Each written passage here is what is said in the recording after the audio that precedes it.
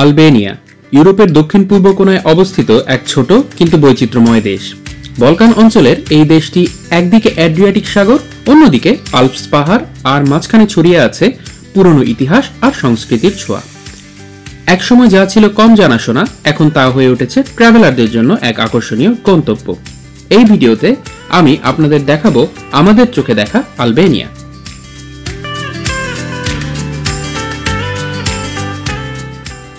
আমরা রওনা দিয়েছিলাম ইংল্যান্ড থেকে রায়ানএয়ার ফ্লাইটে, কম খরচে একদম সোজা সাপটা যাত্রা, গন্তব্য আলবেনিয়া।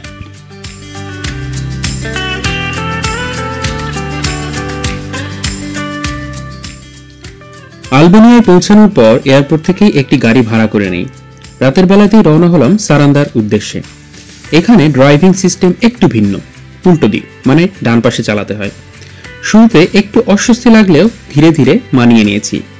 পুরো রাস্তা ছিল পাহাড়ি, কিছুটা আঁকা বাঁকা, কিন্তু রাতের নিস্তব্ধতা আর ঠান্ডা বাতাস আলাদা একটা অনুভূতি দিচ্ছিল। সকালে এসে পৌঁছাই সারান্দা, সাগরের ধারে এক শান্ত ছোট্ট শহর।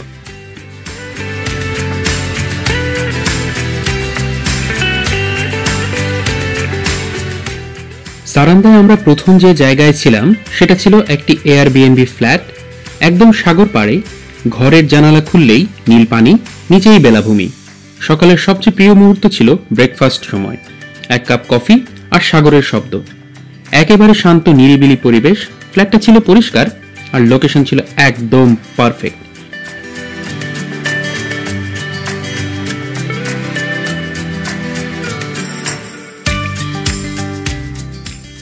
সারান্দা আলবেনিয়ার দক্ষিণে অবস্থিত এক উপকূলীয় শহর। শহরটা ছোট কিন্তু গুছানো, চারিদিকে পাহাড় আর সামনে বিশাল নীল সমুদ্র। এখানকার পরিবেশ শান্তিপূর্ণ। আমরা সকালে ব্রেকফাস্ট শেষে সরাসরি বের হয়ে গেলাম সারান্দা বিচের দিকে। বিচটা শহরের মধ্যেই, হেঁটে যাওয়া যায় সহজেই। সাদা পাথরের সৈকত, পরিষ্কার নীল পানি আর চারপাশে ক্যাফে, রেস্টুরেন্ট, সব মিলিয়ে খুবই রিল্যাক্সিং একটা ভাইব। পানি ঠান্ডা হলেও খুব স্বচ্ছ। অনেকেই স্নান করছিল, কেউ কেউ সূর্য স্নানে বসেছিল। আমরা হেঁটেছি আর কিছুটা সময় সমুদ্রে ভিজেছিও।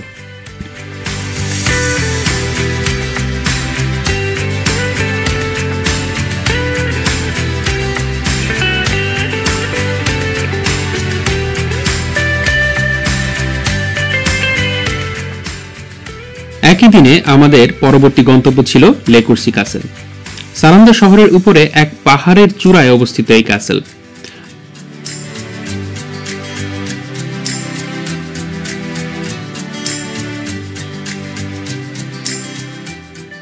উপরে উঠতেই চোখের সামনে এক অসাধারণ দৃশ্য।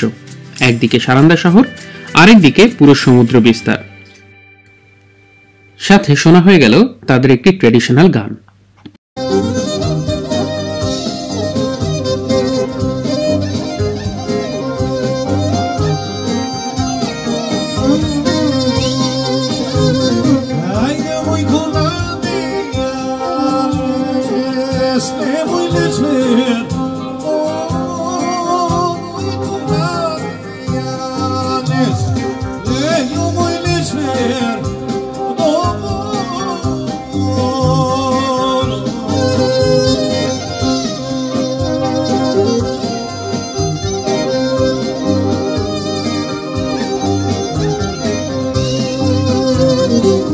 এই ক্যাসেল তৈরি হয়েছিল 1600 শতকে, ওসমানী আমলে।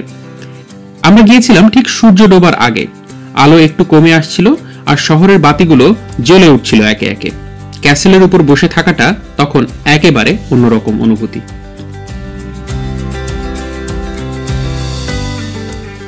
পরের দিন সারান্দা থেকে আমরা চলে গেলাম ব্লু আইয়ের উদ্দেশ্যে। সেখানে গাড়ি পার্ক করে আপনি দুভাবে ব্লু আইতে যেতে পারেন, এক পায়ে হেঁটে, আর দুই তাদের যে ট্রেন সার্ভিস আছে সেটিকে ব্যবহার করে। ট্রেন সার্ভিসে গেলে আপনি খুব সহজেই, খুব তাড়াতাড়ি সেখানে পৌঁছে যাবেন, কিন্তু পায়ে হেঁটে গেলে কিছুটা কষ্ট করতে হবে। তাই সেই কষ্টটুকু লাঘব করার জন্য আমরা ট্রেন সার্ভিসটি নিয়েছিলাম।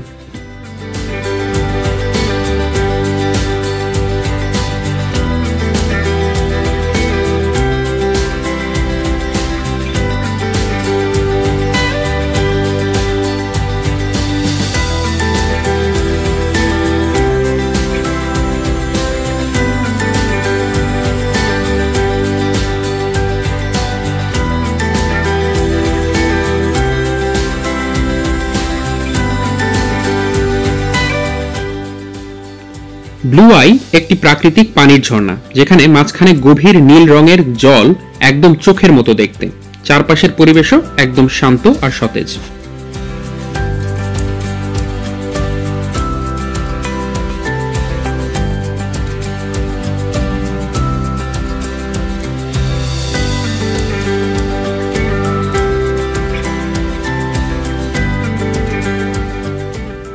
ব্লু আই থেকে ফিরে এসে আমরা আমাদের এয়ারবিএনবি ফ্ল্যাটটা ছেড়ে দিয়েছিলাম, কারণ আমরা পরবর্তী রাতের জন্য বুক করেছিলাম সাগর পাড়ের একটি ভিলা।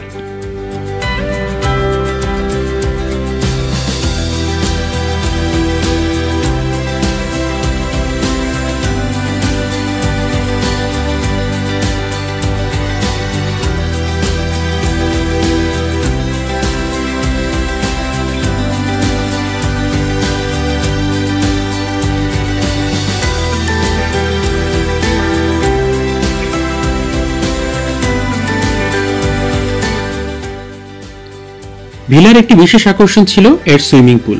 শান্ত পরিষ্কার পানি আর আশেপাশে সবুজ গাছপালা। এখানে এসে মনে হচ্ছিল যেন একদম ছোট্ট এক্সক্লুসিভ রিসোর্টে পৌঁছে গেছি।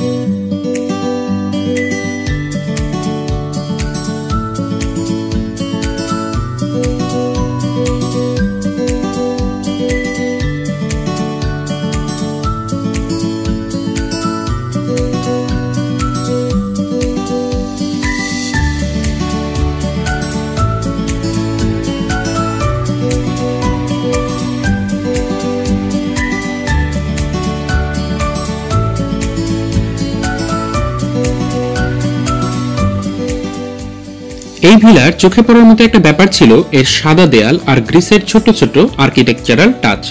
সাদা রঙের দেয়াল আর নীল জানালা একসাথে মিলে একটা ঠান্ডা, পরিষ্কার আর আধুনিক কিন্তু ঐতিহ্যবাহী আবহ তৈরি করেছে। এই স্টাইলটা অনেকটা গ্রিক দ্বীপপুঞ্জের ভিলার মতো, যা আলবেনিয়ায় এই উপকূলীয় এলাকাতেও অনেক জনপ্রিয়।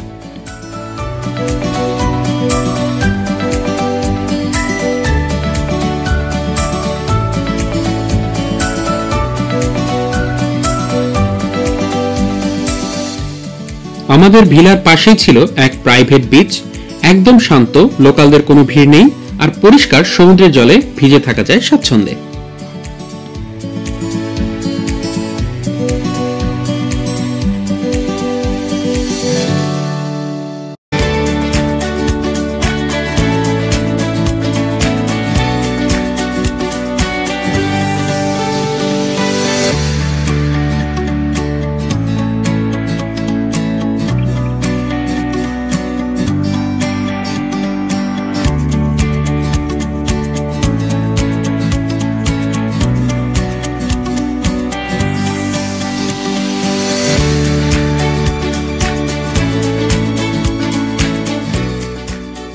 পরের দিন আমরা রওনা দিলাম কেসামিল বিচের দিকে, আলবেনিয়ার অন্যতম জনপ্রিয় সমুদ্র সৈকত। বিচটা বিশাল, পরিষ্কার বালি আর গাঢ় নীল সমুদ্রের সমন্বয়ে গড়ে উঠেছে।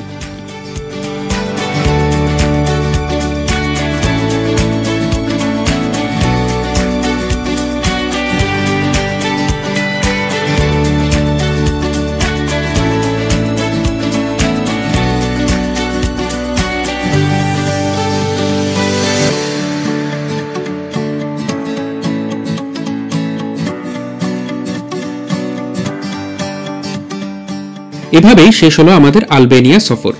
ছোট্ট কিন্তু অনেক স্মৃতি নিয়ে ভরা এক যাত্রা। পরের ভিডিওতে দেখা হবে আবার নতুন কোনো গন্তব্য নিয়ে। সে পর্যন্ত ভালো থাকুন সবাই।